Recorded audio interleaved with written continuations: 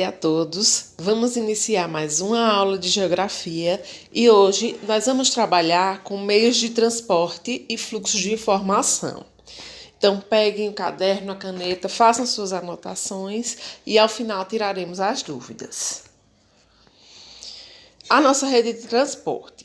Ela é um conjunto de vias pelas quais circulam as mercadorias, pessoas, capitais e informações. E ela é composta por alguns critérios. O primeiro é a densidade, que é a quantidade de eixos de circulação por área. A conectividade, que é a quantidade de números de alternativas de ligação entre os diversos pontos de determinado espaço geográfico. E a integração, que é a conexão entre os diferentes modos de transporte. Os meios de transporte. O transporte é essencial à organização do espaço, sendo ele o de fluxo de informações, na maioria das vezes, ocorre de forma virtual.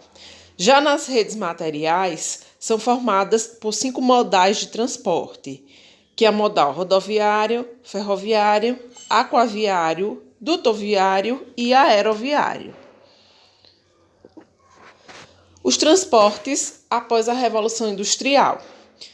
No início da Revolução Industrial, foi construído um vasto sistema de canais artificiais, ampliando o transporte por hidrovias. No século XIX, ocorre a expansão das ferrovias e dos navios a vapor. Já no século XX, as rodovias expandiram a capacidade de transporte e as redes aéreas se consolidaram mundialmente. O transporte ferroviário. Ele foi muito útil para cobrir longas distâncias devido à economia por levar grande capacidade de carga, além da durabilidade e da velocidade. Em países muito extensos, foram construídas grandes ferrovias fundamentais para a ocupação do território, como a ferrovia Transiberiana, a mais extensa do mundo, que percorre uma imensa área da Rússia. O transporte aquaviário é formado pela navegação fluvial e marítima. A navegação fluvial é de extrema importância para países com grandes bacias hidrográficas, principalmente na Ásia, que tem aí o Rio Amarelo na China, o Rio Tigre e Eufrates. Na Europa, com o Rio Danúbio, o Rio Sena e o Rio Tâmisa. Na África, com o Rio Nilo e o Congo. O transporte marítimo ele pode ser de 2 tipos: de navegação de grandes distâncias, que é o transporte internacional. Atualmente, a China se destaca como o maior número de contêineres no mundo. Geralmente, quando a gente fala em transporte de grande distância, a gente vê o potencial do país relativo à quantidade de contêineres que ele vai ter e que ele pode transportar. Então, por conta disso, a China é o que mais se destaca. E a navegação de cabotagem, que ocorre no litoral do próprio país e geralmente serve de transporte de mercadorias de uma região para outra e de passageiros. O destaque aí é o Japão, por ser um país insular, ou seja, um país formado por ilhas.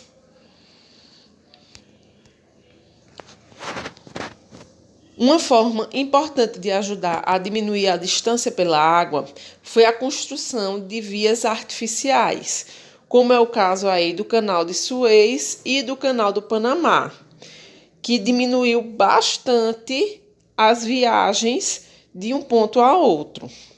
Então, o Canal de Suez ele faz a ligação aí principalmente Europa-Ásia, e o Canal do Panamá ele consegue fazer a ligação de um ponto a outro dos Estados Unidos via barco de uma forma bem mais curta.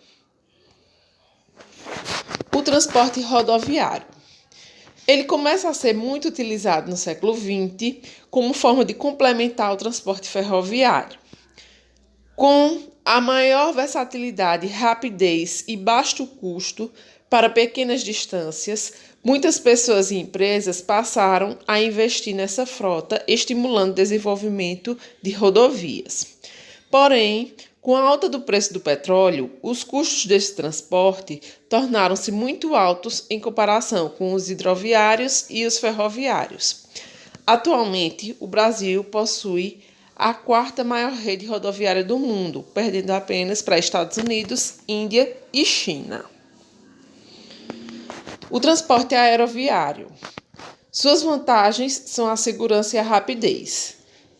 Ele torna-se inviável para o transporte de carga devido ao alto custo por tonelada transportada, além de exigir grandes e dispendiosas obras de infraestrutura.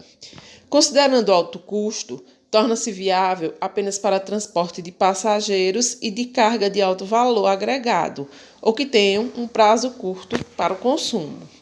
Então, no caso aí, o transporte aeroviário, ele só vai compensar se o produto for muito alto ou para transporte de passageiros. E terminamos por aqui.